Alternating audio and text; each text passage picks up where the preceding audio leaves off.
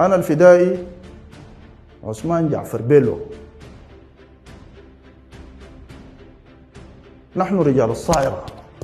أنا معلم الفدائيين، فدائيين الصاعقة هناك بتعرفوني كويس. ويا فدائيين بجدد لكم الدعوة، ضباط وعساكر، الانضمام إلى قوات الدعم السريع. الجمع هنا بأعظم قوة، الجمع هنا بأعظم قوة، الجمع هنا بأعظم قوة. أنا ما عنصري، أنا تكلمت عن رؤوس الفتنة الفككوا النسيج الاجتماعي بتاع الشعب السوداني، ناس حياة عبد الملك، ناس الانصرافي، ناس البسيوني، ناس أبو رهف، ناس طارق عنتر، ناس عمسير، ناس ياسر كاسات، ولسه مصرين يفرتقوا النسيج الاجتماعي بتاع الشعب السوداني، ومصرين. أنا عشان اتكلمت عن ضد العنصرية طلعتوني أنا العنصري، اتكلمت عشان القوات المسلحة لأنها بتجري في دمانا طلعتوني ما ضابط وطلعتوني هروب. يا زول احسبني هروب، احسبني ما ضابط، احسبني أي شيء، أنا مقاتل بتلقاني هنا. وأديكم حاجة، عثمان زنون قال لي أنت، قال أنا فوز وخشيت الكلية الحربية عن طريق الهيئة الخيرية تبع القوات المسلحة، وعزة الله ما خشيت عن طريقها.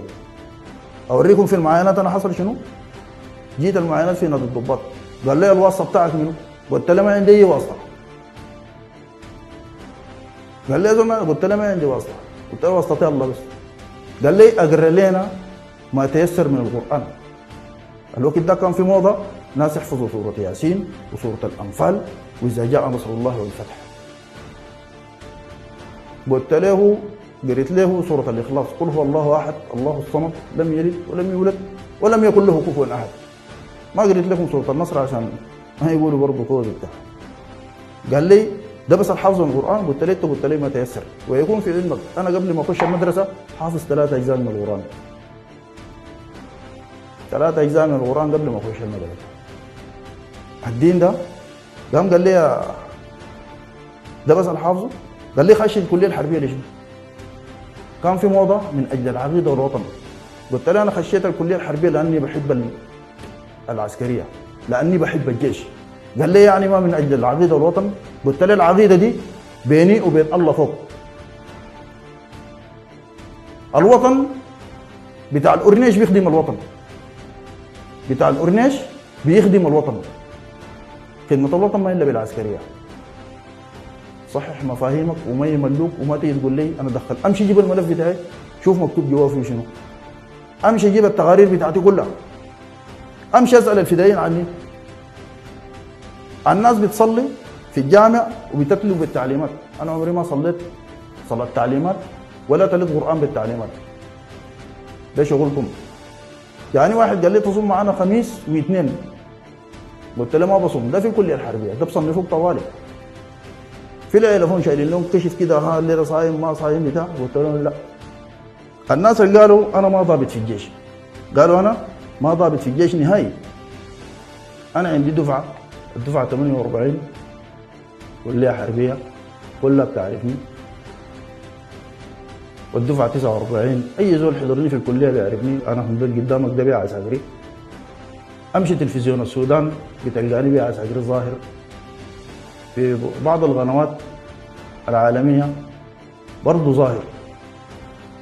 أنا ضابط ولا ما ضابط؟ قالوا أنا سارق مرتبات عساكر. برضو ده الملكية، يعني البؤسي في الملكية لسه بيقولوا كده. ما كان الكلام ده يطلع عسكري يقول الكلام ده، يعني لو كان قالوا عسكري معلش. ولو في عسكري طالبني حاجة اللي يجي يطلع قدام، والله ما في عسكري يطلع يقول انه طالبني حاجه، لانه هم العساكر بيعرفوني كويس، بيعرفوني كويس العساكر. والله نحن ناس عيننا ملانا الحمد لله، وما ناس قروش ولا محتاج الا قروش، ما اغنياء ولكن ما محتاج الا قروش. عندنا عزه نفس بس بتغنينا عن كل حاجه. اتكلمت عن الهروب. الهروب ده في قانون قوات الشعب المسلحه ده برضه للملكيه. يعني انا لحد الان ما في بوريك الهروب في هروب في زمن السلم، هروب لقوة منذرة للتحرك للعمليات، هروب من مناطق العمليات. ده الهروب كده. وانا اوريكم الهروب، انتوا كم ما عارفين الهروب. الهروب البرهان من مناطق العمليات، هرب مشى منطقة الوادي وقصته معروفة، فانا ما في داعي شنو اقعد اشرح فيها. ما دار اقول لك بالجبنة والزلابية والسفنجة والفنيلة والكلام الكثير ده. ده هروب. تطلع تخلي عساكرك من الميدان وتهرب. 2 ياسر العطا هروب من سلاح المهندسين، برضه مشى منطقة الوادي، شارع الوادي. شارع الوادي ده بعد حقه يسموه شارع الهروب، ما يسموه شارع الوادي. مشى نزل قاعد وين؟ في صفات. جابوا له فطور فيه الطيبات، عاين كده قال والله ما باكله لانه اخواني بياكلوا في بليله في المهندسين. بعد يومين لابس على الله مجدع ونيس الميري ذاته. ده الهروب. الهروب كباشي هرب من القياده العامه، مشى سلاح الاشاره وهرب بمركب، وبسببه يتوفوا ضباط وعساكر، ولفلف نفسه بملايه بايه ما عارف. برضه مشى شارع الوادي هناك في صافات، قال له احنا نلففك الدفاعات، قال انا سياسي. الكلام ده حقيقه. سيف اليزن مطلع اشاره، قال انا هروب. يا سيف اليزن انا هروب كداعي ليه كويس. انا الكلام ده ذاته ما حوجهه لك انت، توجهه لسيادته امير. سيادته امير سعيد، امير ابراهيم سعيد، الدفعه 43، العميد ابراهيم سعيد. انا اول زول بلغت العيلفون من اول يوم. بيشهد على الكلام ده المقدم محمد حمزه السريحه، والعقيد سعد الدين العسيلات. نحن وقت بلغنا العيلفون دي لقينا ما فيها جيش، لقينا فيها جيش المنسحب من اللواء الآلي ولابسين ملقي. الوطن رمضان فطروا وتاني يوم ركبوا كريز، وانا بحسن في الدفاعات مع العساكر، ركبوا كريز وفاتوا اهلهم. انا ما دار اذكر اسماء الناس الفاتوا، لكن الضباط اللي ركبوا الكريز وقت جيتوا طالعين بالزلط لقيتوني انا والعساكر في الميدان بنعمل في الخوازيق وفي المتاريس. ويشهد على الكلام ده العميد اشرف والعساكر. هسي برضه حيسمعوا كلامي ده، بيتذكروا اول يوم وقت خدتنا متاريس في الزلط. وانا اوريك العيلفون كان فيها منه 80 عسكري، المسلحين 20، وبخزنه واحده. ده في سلاح المهندسين. في المستودع الاستراتيجي انا العقيد حاكم وداني المستودع الاستراتيجي مع سيادته اشرف 20 نفر، 6 ضباط و12 عسكري. الوقت ده عربة الدعم السريع دي 77 كروزر بتيجي قاطعه قدامنا في الزلط. لو خشت علينا 3 كروزر كان بتستلم المعسكر ده. انا الضابط الوحيد اللي كنت شايل سلاحي وبمرتب حربي كامل بالجرانيت، شغل فدائيين صح. والعساكر بيشهدوا على الكلام ده وعارفين. انا اللي حفرت الملاجئ في العيلفون. العساكر هسه الملاجئ اللي حفرتها انا هسه قاعد العساكر بيخشوا جوا اما نكون في تدوين. انت الوقت ده كنت وين يا سيف اليزن؟ العميد سيف اليزن، انت الوقت ده كنت وين؟ جيت سجلت اسمك في معسكر العيلفون وطلعت مشيت بيتكم، وعزة الله قاعد في بيتكم 9 شهور. 9 شهور ما جيت الا بعد الدعم السريع استلم على العيلفون. قدرت تجي تقول انا هروب؟ اختشي يا اخي. انت عامل فيها رجل دين وبتصلي وتصوم اثنين وخميس، كن صادق. ما كنت قاعد في بيتكم. سيادة امير ده قسما بالله العظيم زول عسكري ومحترف، طلعوا طابور خامس. الكلام ده بيقولوه من وراه وانا سامعه قسما بالله، وقاعدين يقولوا طابور خامس ومن ضباطك يا سياده امير. ولولا انه اهلك من العيلفون لتمت تصفيتك. ده المسكوت عنه انا ما اقدر اقول، انا ذكرتها امثله، لكن دي حاجات كثيره انا اتجاوزتها ما حبيت اذكرها. طلعوا سياده امير ده قالوا زول فاشل، وقالوا زول شيوعي، وقالوا حميدتي مشتري بالقروش. سياده امير الدفعه 43، سيادته سيف اليزن 42. بعد 9 شهور قال له تعال استلم العيلفون، ما جاء. قال ماشي شندي داير يجيب ترتيبات، من شندي مشى مدني، حايم في مدني على الله. انا ما اعرف قصتكم شنو مع على الله، يا اخي الغاضب برضه قال بيلبس على الله هناك في صافات انصار بيكونوا حزب امه ولا حاجه. هسه برضه مطلعين لنا قالوا حزب امه. انا ما زول سياسي، انا زول عسكري بحت محترف الجنديه. جاي بعد 9 شهور جاي تقول انا هروب. انا الفتره اللي قعدتها في المعسكر اكثر منك، احسبها ارجع للكشوفات والدفاتر. الضباط الملغنجيل هسه قاعدين معاك بيطبقوا لك دل، خليه يفتحوا لك الدفاتر ويوروها، والناس العيلفون كلهم عارفين الكلام ده. سيف اليزن ده يمتن بعد الدعم السريع جاء استلم العيلفون وجاي يتملق في العساكر. عساكر بيكذبوا عليه، قتلت لي 2 دعامي بالجهاز، والله خديناك 50 مليون حافز. قتلنا لنا 10 دعامي، انت عندك 20,000 حافز. ما تضطروني انا اقول كلام بالصوره دي يا اخي. اشاره دي ما ورقه، هسه انا بطبع علي ورقه اقول اي حاجه. انا طلعت اذن من العيلفون، ما هروب، طلعت اذن وانت عارف الكلام ده. كان تكون صادق مع نفسك تقول الكلام ده. الضابط يوسف، الرائد يوسف عارف الكلام ده. والوقت ده العيلفون محاصره، ذخيره مدوره في كل الاتجاهات. اما طلعنا قدام للمعسكر ذخيره مدوره فينا، معانا ضابط قال انا عندي سكري ما بقدر امشي، رجع. وصلنا 2، وصلنا نص المسافه. الثاني ده ذاته قال انا اهلي هنا ما ماشي، وصلت مشيت براي والفدائيين. انتوا بتعرفوا الكلام ده. حبيت اطمن الناس، لكن طلعوا الناس وسخين بيقلبوا الحقائق. ولا ما كده يا نور طيبه؟ قالوا انا سحبت الدفاع، سحبت الارتكازات عشان الناس الدعم السريع يخشوا. احنا الدعم السريع ده وكي جيتوا عديل حمر العين، ما جيت بدس. النور طيبه انت ما جيت في محركات شرك، شتتوكم في 13 منكم، ناس من ال 13 هربوا فاتوا القضارف.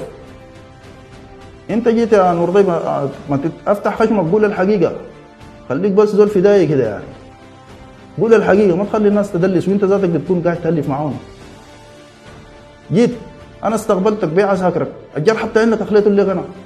الفدائيين الناس اللي في كتيبه نور طيبه اتمنى انكم تتذكروا الكلام ده. الفدائيين اللي اخليتهم انا والفدائيين المصابين كلهم اخليتهم انا، في حين الناس كانت بتدسدس. تقول انا سحبت الارتكاز بتاع العيلفون. ارتكاز العيلفون ده انا قلت لكم انه شغال شفشفه بس، ما في عسكري مشى قتل له واحد بتاع موتر شال موتره. الناس بيضحكوا سموه 9 طويله.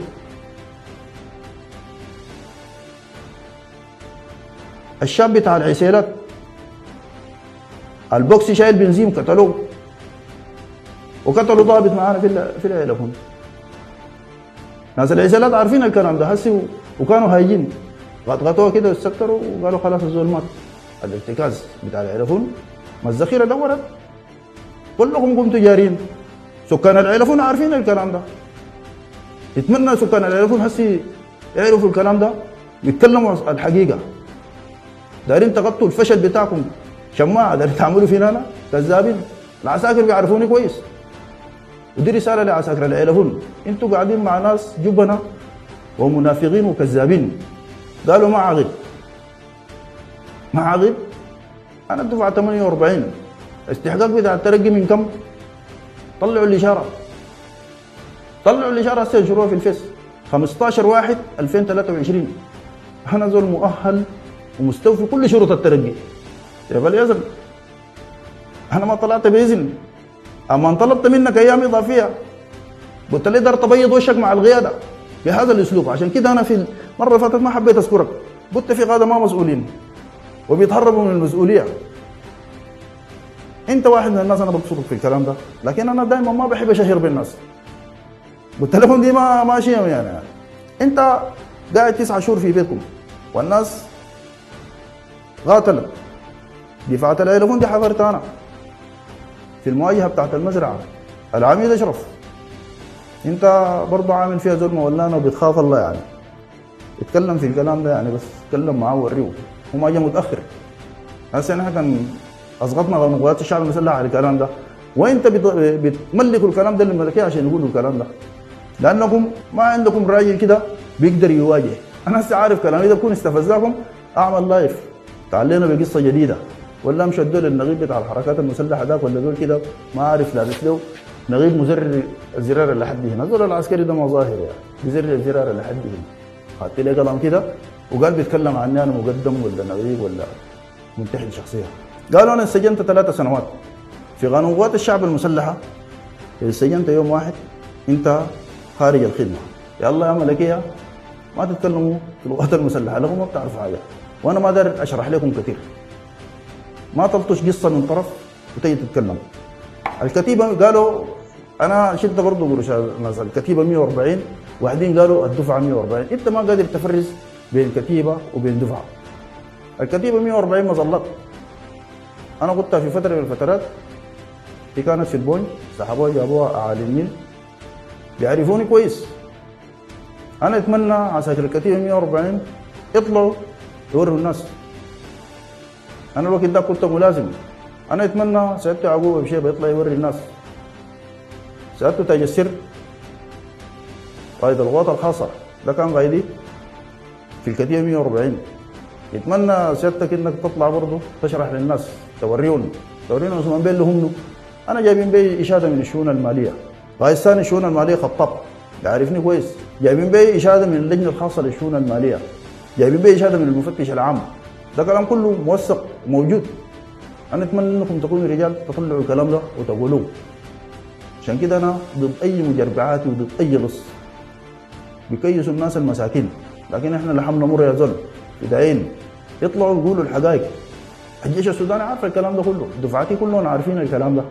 فما تقعدوا تنشروا الكلام للملكيه وبتاع. انا العيلفون دي قاتلت فيها قتال وصمت فيها صمود الرجال، ومش في العيلفون، في كل مناطق العمليات اللي اشتغلت فيها.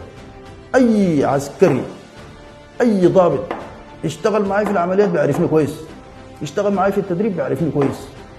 عشان كده انا بقول لكم لا يعرف قدر الرجال الا الرجال.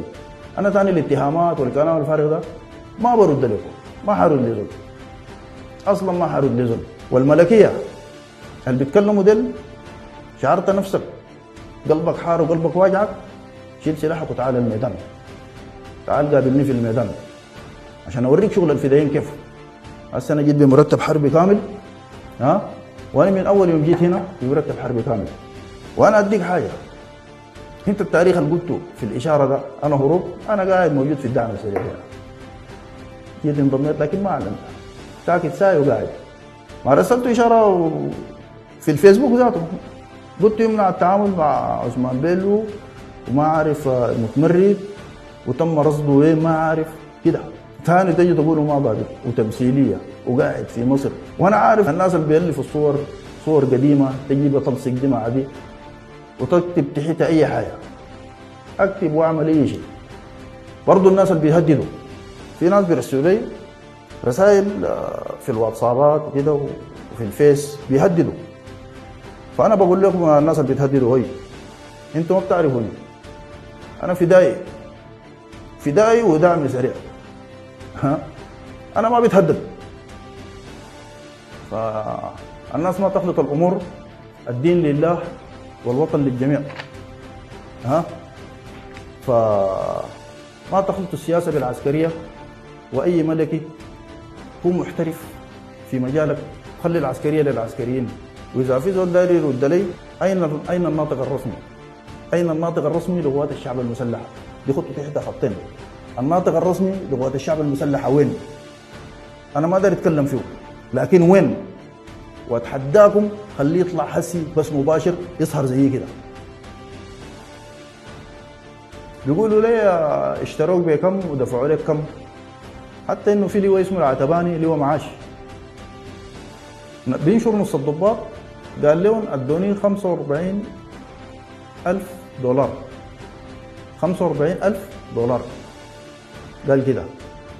فانت راجل كبير وعلى اعتاب مغادرة الدنيا، فما تكون زول بتاع كسب رخيص، ما تكون زول بتاع كسب رخيص عشان تقابل ربك نظيف.